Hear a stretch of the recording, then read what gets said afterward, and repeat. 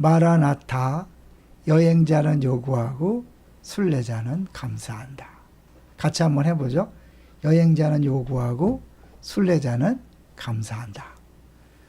오늘 제목은 욥기 강해를 진행하며 새롭게 깨달은 주님의 은혜입니다. 오늘은 제가 욥기를 설교하면서 또 주님이 주신 은혜를 잠깐 나눠보려고 그래요.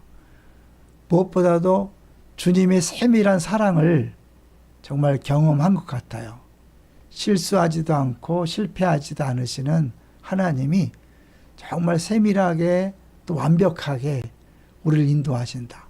해석되지도 이해되지도 않지만 가장 좋은 길로, 완전한 길로 인도하시는 분임을 다시 한번 경험할 수 있었습니다. 무엇보다도 가장 큰 은혜는 설교자 회의 같아요. 설교자 회의에 본문을 정하고 제목과 대지를 정한 게 당시에는 참 어려웠어요. 설교를 풀어가기 어렵지만 마지막에 가보면 이 본문을 주신 이유, 이 제목과 대지를 주신 이유가 정말 하나의 놀라운 계획이었구나 라는 것을 알게 됐어요. 특별히 대단한 엘리우라는 그 제목으로 설교를 준비할 때 정말 어려웠거든요. 근데 그때 마침 교역자 수양회가 함께 있었고 우리 박영 전사님이 이제 저에게 어떤 방향으로 설교를 이제 끌어갈 것인가를 질문했고 그 대화가 계기가 돼서 박영 전사님이 어떤 모습으로 설교하기 원한다 얘기를 듣고 그것의 근거를 듣는 중에 계속 말씀드렸던 우리 교수님을 만나게 된 거죠. 욥기 어떻게 할 것인가. 이 김성진 교수님의 욥기 연구 결과를 모르고 지났더라면 참 두고두고 후회했을 것이다. 주님이 하신 특별한 일이라 생각하고요. 제가 이번 기회에 옛날 생각이 났어요. 이게 저의 그 신앙생활의 목회에 큰 도전이 되는 이게 예수님을 십자가에 못 박을 때 나사렛 예수 유대인의 왕이라는 거잖아요. 이게요. 요게 첫 글자를 따면 여호와인데 이 내용을 누가 제일 먼저 얘기하냐면 그 김태현 전도사가 한 거죠. 전사가 설교 시간에 한 걸 보면서 제가 카자흐스탄에서 유대인의 왕이라고 선포하는 것이 얼마나 놀라운 메시지인가를 유대인 랍비 출신 그분이 랍비가 예수 믿고 나서 설교한 내용이 생각났어요. 그때도 김태현 전사님, 이번에도 박영 전사님을 통해서 주님이 일하신 걸 보면서 특별한 은혜다.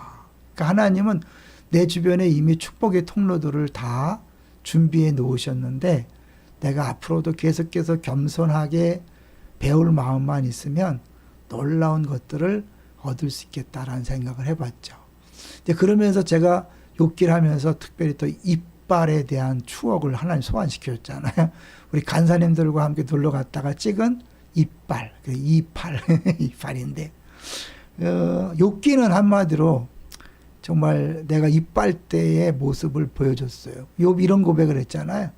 욥이 여호와께 대답하 이르되 보소서 나는 비천하오니 무엇이라 주께 대답하리까 손으로 내 입을 가릴 뿐이소이다. 함부로 말했던 그때의 그 연약함을 다시 한번 회개하는 기회가 됐죠. 욥이 여호와께 대답하여 이르시되 주께서는 못하실 일이 없사오며 무슨 계획이든지 못 이루실 것이 없는 줄 아오니 무죄한 말로 이치를 가리는 자가 누구니까? 나는 깨닫지도 못한 일을 말하였고 스스로 알 수도 없고 헤아리기도 어려운 일을 말하였나이다. 사실은 진짜 지혜로운 사람, 하나님을 아는 사람은 정말 입을 다무는 것 같아요. 겸손해질 수밖에 없는 거죠.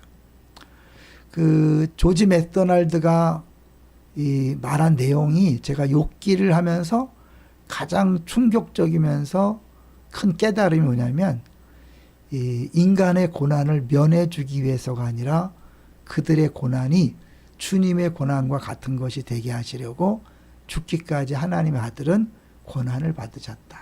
그동안 십자가의 고난은 예수님이 받으셨기 때문에 우리에게는 더 좋은 것이 주어졌잖아요. 채찍에 맞음으로 나음을 입었고 그가 죽으셨기 때문에 이제 우리가 부활할 수 있고 그가 버리심 받았기 때문에 우리는 절대 버리심 당하지 않고 그가 가난하게 되셨기 때문에 우리가 부유하게 되었고 이런 이 십자가를 통해서 역전의 역사들이 나타나는데 이 고난의 문제만은 이제 예수님이 죽으신 것이 우리 고난을 면제해 주는 것이 아니라 우리의 고난이 예수님의 고난과 같은 고난이 되도록 하신 것이다. 이 팀 켈러의 고통에 답하다라는 책을 욥기를 하면서 더 자세히 볼 수 있어서 큰 도움이 됐고요.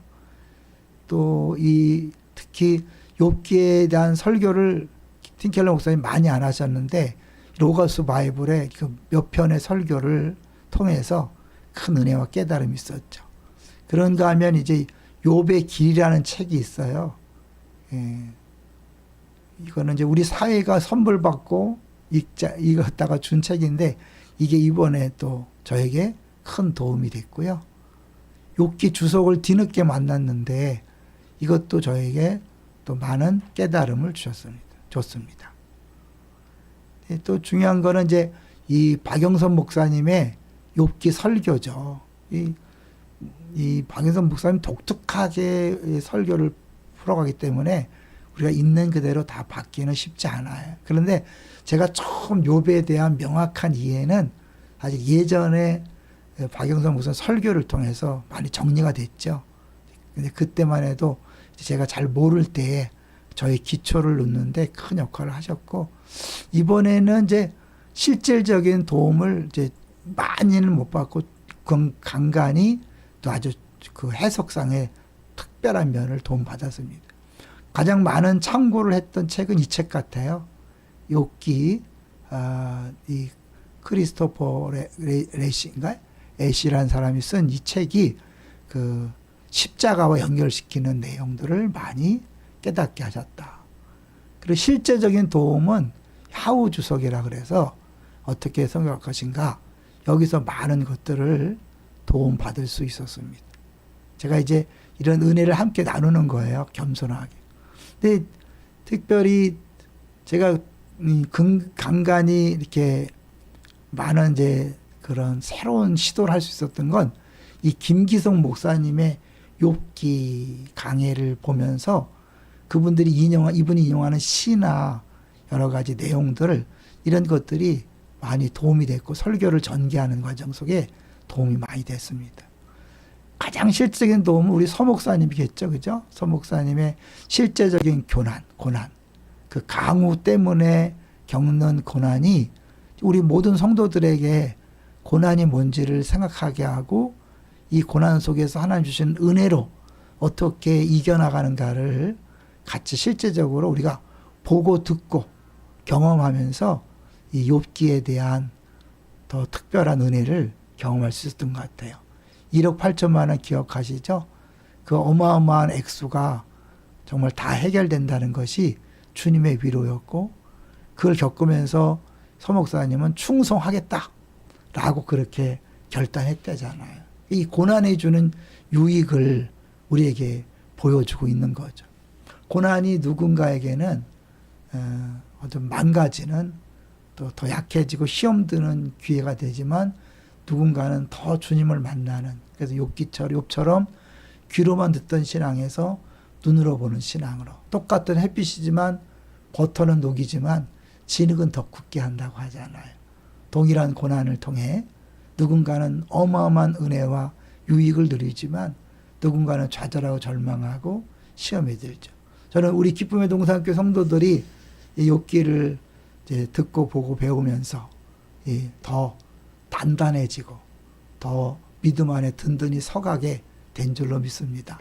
앞으로도 어떤 고난이 와도 흔들리거나 낙심하고 좌절하지 말고 믿음으로 뚜벅뚜벅 가장 좋은 길로 가장 완전한 길로 인도하시는 주님만 믿고 걸어가는 우리 모두가 되시기를 주의 이름으로 축원합니다. 할렐루야. 감사합니다.